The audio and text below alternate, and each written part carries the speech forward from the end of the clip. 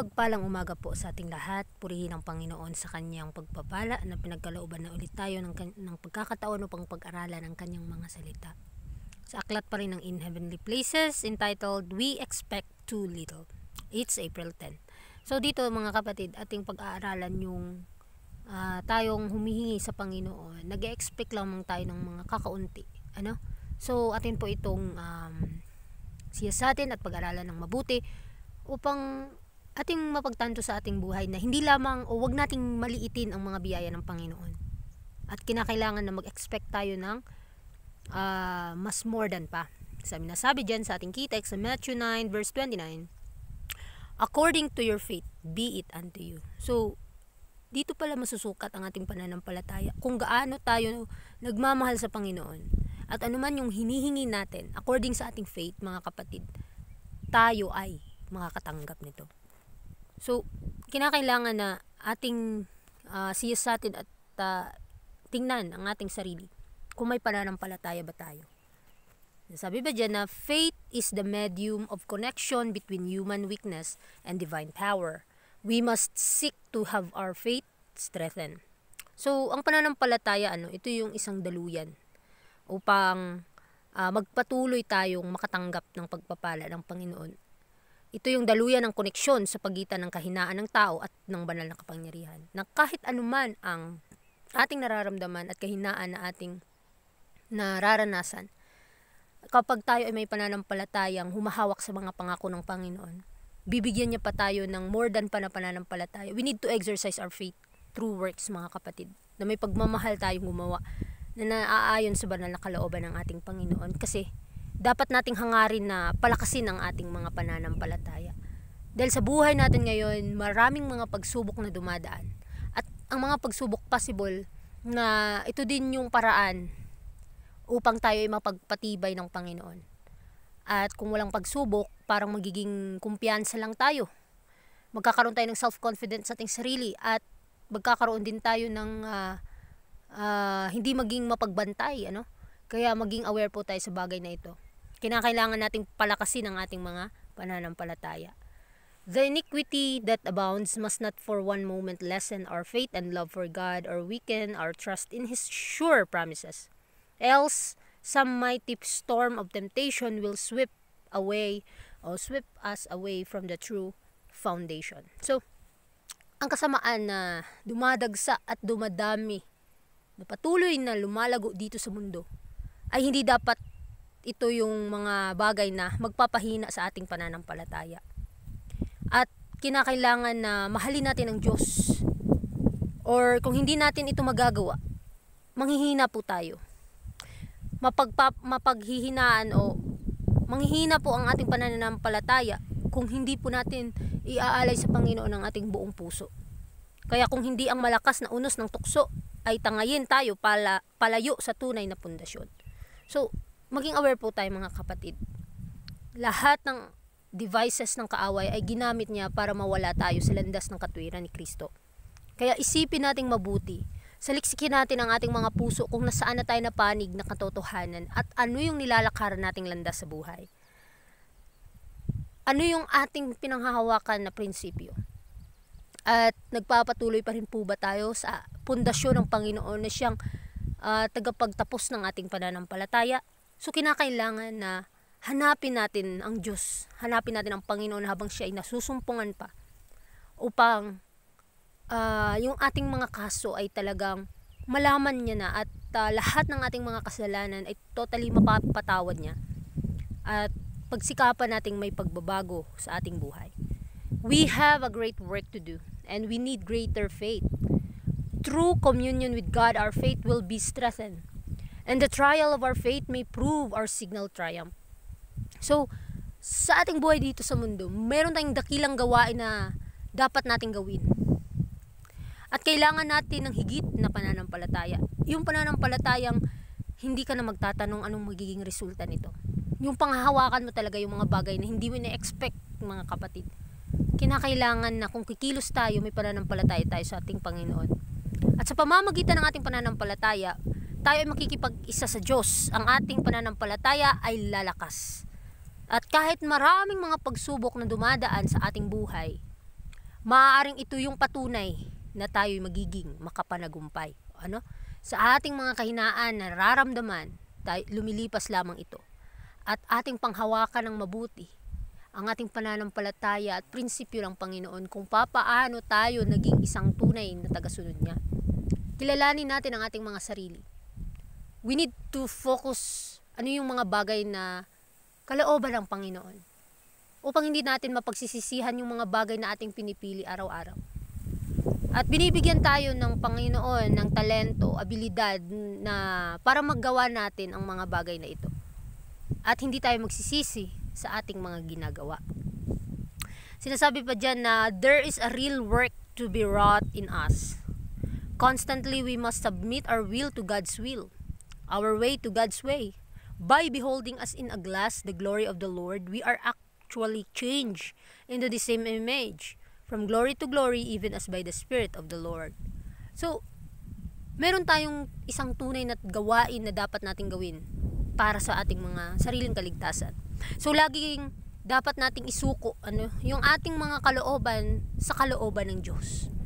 Dahil anuman ang ating mga gusto, mga hangarin sa buhay, mas piliin natin yung mas kalooban ng Panginoon sa ating buhay. Piliin natin yung mas the best na gusto ng Panginoon para sa atin. At sa pagmamagitan ng pagtingin na parang mga salamin sa kaluwalhatian ng Panginoon, at kung tayo ay talagang nakatitig sa Kanya sa pamamagitan ng pananampalataya, tayo ay talagang magbabago sa parehong larawan at maibabalik sa ating buhay ang larawan ng ating Panginoon nung nasira ito sa kasalanan. At wala nang ibang kung gusto talaga natin maligtas, kung gusto talaga nating mabago, lumapit po tayo sa Panginoon, isurrender po natin ang ating mga willingness sa Kanyang kalooban. We expect too little and we receive according to our faith. We are not to cling to our own ways, our own plans, our own ideas. Besetting sins are to be conquered and evil habits overcome. Wrong dispositions and feelings are to be rooted out, and holy tempers and emotions begotten in us by the Spirit of God. So sa ating buhay ngayon, every time na humihingi tayo, may pinapanalangin tayo sa Panginoon, minsan nawawalan tayo ng tiwala. Dahil masyado tayong umaasa at tumatanggap tayo ayon sa ating pananampalataya. At alam natin na kapag weak ang pananampalataya natin, masisira din yung ating koneksyon sa ating Panginoon. Kaya nga, panatilihin nating laging bago ang ating faith. Laging bago ang ating mga puso. May pagbabago araw-araw. Huwag po tayong mag-expect ng napakaliit na bagay dahil pinagkalooban tayo ng sapat na biyaya para makapanagumpay. At hindi tayo dapat kumapit sa ating mga sariling mga paraan. Dahil maraming mga tao ngayon, kahit nakakaalam na mismo sa katotohanan, mas pinipili pa nila yung sarili nilang mga landas. Ngunit hindi ito gusto ng Panginoon. Kinakailangan na makipag-coordinate tayo sa Panginoon, makipag-ugnayan tayo sa Kanya, yung Kanyang kagustuhan at kalooban sa atin. Yun ang ating susundin. So ang ating mga kasalanan ay dapat talunin at madaig. Ang ating mga masasamang gawi, ang mga maling disposisyon at damdamin ay dapat na alisin. At ang mga banal na ugali at damdamin ay pinanganak sa atin sa Espiritu ng Diyos. So kinakailangan na tayo ay mamatay araw-araw at mabuhay sa pamamagitan ng Espiritu ng Panginoon. Dahil kung wala ang Diyos, wala ang Panginoon, wala din tayong magagawa. Useless lang din yung effort natin kung wala siya. Kaya ang Panginoon lamang talaga ang ating tanging pag-asa para makaahon sa kahirapan espiritual. Kaya sa ating buhay ngayon, panatilihin nating inumin at kainin ang mga espiritual na pagkain at tubig upang sa lahat ng pagkakataon sa anumang mga pagsubok na dumadaan sa atin, ay tayo ay makapanagumpay. At higit sa lahat, makakamit natin ang buhay na walang hanggan na pinangako niya. Faith, living faith. We must have a faith that works by love and purifies the soul. We must learn to take everything to the Lord with simplicity and earnest faith. The greatest burden we have to bear in this life is self. So ito yung pinakamabigat na pasanin na dapat nating ma-overcome sa ating buhay. Wala ang iba kundi ang atin mismong mga sarili. Dahil marami tayong ninanais na mga pagkain, ninanais na mga gawain, ninanais na suotin o anuman ang ating gustong gawin, ay hindi ito kaaya-aya sa paningin ng Panginoon. Tandaan natin, kapag tayo ay submitted sa Panginoon, kinakailangan na ang ating buhay nakaugnay lamang sa Kanya. Makakapanagumpay po tayo sa ating mga kahinaan at siya na mismo ang kikilo sa atin. So ang pananampalataya natin na buhay, dapat nating taglayin ito. At ang isang pananampalatayang gumagawa sa pamamagitan ng pag-ibig, take note, at nagpapadalisay sa kaluluwa. So sa araw-araw nating buhay, sa ating mga gawain, kinakailangan may pag-ibig tayo sa paggawa. At may pananampalataya tayo sa Panginoon na siyang naglikha sa lahat. Unless we learn in the school of Christ to be meek and lowly, we shall miss precious opportunities and privileges for becoming acquainted with Jesus. Self is the most difficult thing we have to manage. In laying off burdens, let us not forget to lay self at the feet of Christ. So ito yung laging pinapaalala sa atin ng Panginoon. Ang ating mismong mga sarili ay mahirap kalabanin. At ito yung pinakamahirap na bagay na hindi natin ma-manage, mga kapatid. Kaya nga sinasabi ng Panginoon na ang lahat ng ating mga pinapasa na kabigatan, ang ating mga sarili, ay kinakailangan na ating isumamo sa ating Panginoon. Dalhin na natin at ialay na natin sa Kanya ang ating buong puso na pagseserbisyo. Maliban kung matututo tayo sa paaralan ni Kristo kung paano maging maamo at maging mapagpakumbaba, mawawalan tayo ng mahalagang pagkakataon at mga pribilehiyo para makilala si Kristo. So ang atin lamang tanging pag-asa sa buhay, paano tayo matututo sa paaralan ng ating Panginoon? Paano tayo magkakaroon ng karakter niya sa ating buhay? Huwag po tayo mawawala ng pag-asa kahit na sa kabila ng lahat, patuloy pa rin ang Panginoon na nananawagan sa atin. Kaya huwag po tayo mawala ng pag-asa even na tayo sa ating mga sarili ay nawawalan na ng tiwala. Tayo sa ating mga sarili, maraming mga pagsubok na dumadaan at ito yung nagbibigay sa atin ng disappointment in life. But nagpapatuloy ang Panginoon na nananawagan sa atin. Kinakailangan lamang natin kumapit sa Kanyang pananampalataya, sa Kanyang pag-ibig sa atin. At sa ating buhay ngayon, huwag po tayong maging confident lang. Huwag po tayong maging kontento lang ano yung natanggap natin na katotohanan. Kinakailangan natin pa itong saliksikin ng mabuti at pag-aralan upang sa ating buhay ay may pagbabago araw-araw. Hand yourself over to Jesus to be molded and fashioned by Him, that you may be made vessels unto honor. Your temptations, your ideas, your feelings must all be laid at the foot of the cross. So ito yung laging pinapaalala sa atin ng Panginoon na ibigay ang ating mga sarili kay Jesus upang mamold, upang Kanya itong mahubugin, mahubog or something, sa Kanya itong ang larawan niya ay maibalik sa ating buhay, upang tayo ay maging sisidlan sa karangalan, upang tayo ay upang ang ating mga tukso ay ang ating mga idea o ang ating mga damdamin ay dapat na ilagay lahat sa paanan ng ating Panginoong Hesus. So kinakailangan na submissive tayo. Isubmit na natin ang buong buhay natin sa Kanya upang ma-change ang ating mga emotions, ang ating mga feelings sa pagmamahal ng katotohanan ng Panginoon at kung papaano tayong mabuhay na kasama Siya. Dito sa mundo ay pwede nating gawin ano ang kalooban niya sa atin. Walang maghahadlang nito kahit pa ang kaaway.